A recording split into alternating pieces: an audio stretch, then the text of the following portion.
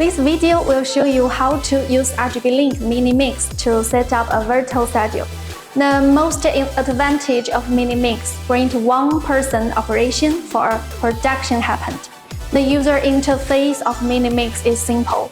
It is very easy and convenient to control PZ pan and tilt and change the background. One operator for Mini Mix saves so much labor if compared with the traditional studio. You can control PTZ and adjust your design, position, and proportion. Everyone's favorite part of the virtual studio is that you can add your favorite themes, same as the traditional studio. Changing themes require a lot of cost. Mini Mix is easily realized through the chromatic function. It is a good helper in the work of online class, live streaming with products, training, and self-media. Now, let me show you how to change background by Mini Mix. Now we are going to the Mars.